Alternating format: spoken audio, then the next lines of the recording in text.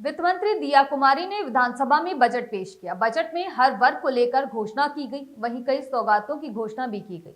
आम बजट विपक्ष को रास नहीं आया। कांग्रेस के प्रदेश अध्यक्ष गोविंद सिंह डोटासरा ने बजट को लेकर तंज कसा, वहीं सत्ता पक्ष ने इसे विकास और मध्यम वर्ग का बजट बताया। बजट पर पूर्व उप मुख्यमंत्री सचिन पायलट ने भी अपनी प्रतिक्रिया दी है। पायलट ने बजट को वास्तविकता से दूर कहा। पायलट ने बजट पर अपनी प्रतिक्रिया देते हुए इसे आमजन के हितों से विपरीत बताया। पायलट ने अपनी प्रतिक्रिया देते हुए पिछले बजट में की गई घोषणाओं की वर्तमान स्थिति के बारे में भी कई सवाल किए हैं। कांग्रेस के राष्ट्रीय महासचिव और प्रदेश के पूर्व उप मुख्यमंत्री सचिन पायलट ने भाजपा की ओर से विधानसभा में पेश किए गए बजट को वास्तविकता से परे बताया। सचिन पायलट ने कहा, जनता की अपेक्षाओं और उम्मीदों के विपरीत राज्य का बजट है। ये राज्य सरकार का दूसरा पूर्ण बजट है, परंतु ये अफसोसजनक है कि राज्य सरकार जमीनी मुद्दों और लोगों की जरूरतों को समझने में असफल रही है।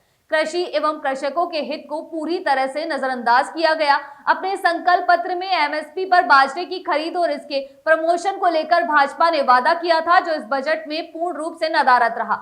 फसल की खरीद खराबे के एवं प्रोत्साहन के लिए सरकार के पास कोई योजना नहीं है। सचिन पायलट ने कहा, ईआरसीपी परियोजना हमेशा की तरह बजट से गायब रही।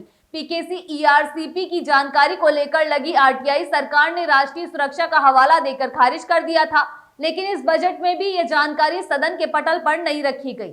साथ ही यमुना जल समझौते को लेकर भी जनता के मन में संशय बना हुआ है। पिछले वर्ष की बजट घोषणाओं में अधिकतर वादे पूरे नहीं हुए हैं। लघु मध्यम उद्यमियों, महिलाओं, श्रमिकों, गरीबों, वंचितों, पिछड़ों के संबंध में सड़कों के विस्तार व नवीनीकरण, शिक्षा एवं स्वास्थ्य सेवाओं के दृष्टिकोण से यह बजट सरकार की उदासीनता को दर्शा रहा है। कांग्रेस के प्रदेश अध्यक्ष गोविंद सिंह डोटासरा ने कहा, बजट में केवल झूठ, थोथी घोषणाएं और निराशा है। सत्ता में बैठ गए ठग, राजस्थान के हाथ सिर्फ हताशा है। डोटासरा ने इस बजट में युवा, किसान, महिला, पिछड़े वर्ग को निराशा के अलावा कुछ भी नहीं मिला है। डोटासरा ने भाजपा पर तंज कसते हुए कहा, इस बजट की विशेषता यह है कि बजट बनाने से पहले मुख्यमंत्री भजनलाल शर्मा ने सुझाव लिए थे।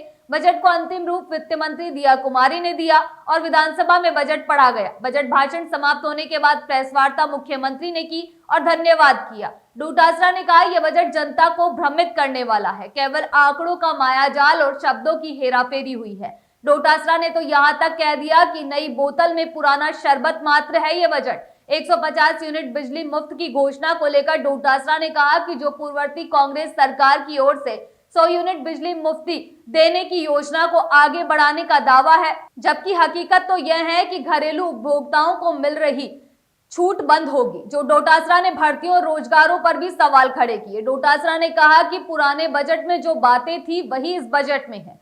भर्तियों को लेकर डोटासरा ने कहा कि 1.25 लाख नौकरियों का जादुई आंकड़ा घोषित किया गया है। मुख्यमंत्री पहले साल में कहते थे कि एक साल में 1 लाख नौकरी देंगे, फिर दूसरी साल में 1.25 लाख की घोषणा की। इसका मतलब यह है कि तीसरे बजट में 2.25 लाख नौकरियां मिल चुकी होंगी, जबकि वास्तविकता यह है कि पिछली कांग्रेस सरकार द्वारा निकाली गई भर्तियों में से 47,000 नौकरियों के नियुक्ति पत्र इस सरकार ने दिए हैं। अगली बार आपसे फिर मुलाकात होगी, तब तक के लिए इजाजत, नमस्कार।